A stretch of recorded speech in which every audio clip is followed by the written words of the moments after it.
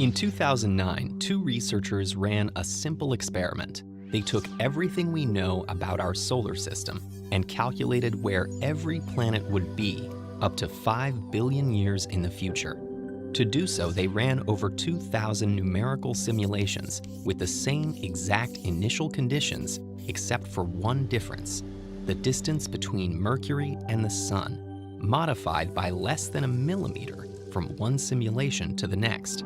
Shockingly, in about 1% of their simulations, Mercury's orbit changed so drastically that it could plunge into the Sun or collide with Venus.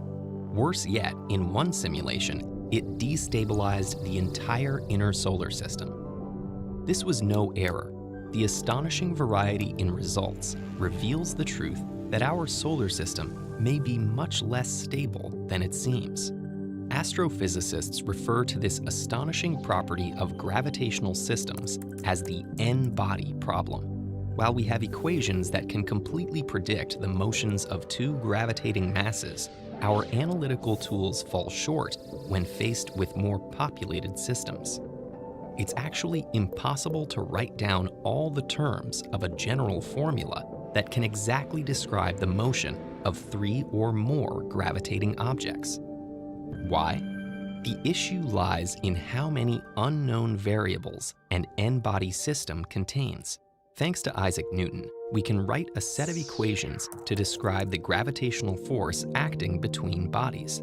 However, when trying to find a general solution for the unknown variables in these equations, we're faced with a mathematical constraint. For each unknown, there must be at least one equation that independently describes it. Initially, a two-body system appears to have more unknown variables for position and velocity than equations of motion. However, there's a trick. Consider the relative position and velocity of the two bodies with respect to the center of gravity of the system. This reduces the number of unknowns and leaves us with a solvable system. With three or more orbiting objects in the picture, everything gets messier. Even with the same mathematical trick of considering relative motions, we're left with more unknowns than equations describing them. There are simply too many variables for this system of equations to be untangled into a general solution. A system of three stars, like Alpha Centauri, could come crashing into one another, or more likely, some might get flung out of orbit after a long time of apparent stability. Other than a few highly improbable stable configurations, almost every possible case is unpredictable on long timescales. Each has an astronomically large range of potential outcomes, dependent on the tiniest of differences in position and velocity. This behavior is known as chaotic by physicists, and is an important characteristic of n-body systems.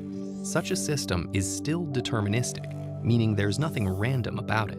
If multiple systems start from the exact same conditions, they'll always reach the same result. But give one a little shove at the start, and all bets are off. That's clearly relevant for human space missions, when complicated orbits need to be calculated with great precision.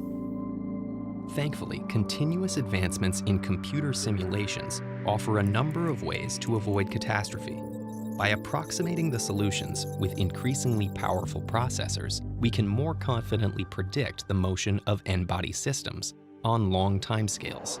And if one body in a group of three is so light it exerts no significant force on the other two, the system behaves with very good approximation as a two-body system.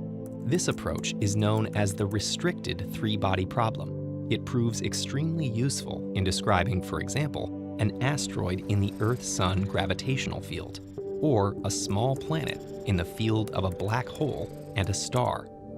As for our solar system, you'll be happy to hear that we can have reasonable confidence in its stability for at least the next several 100 million years.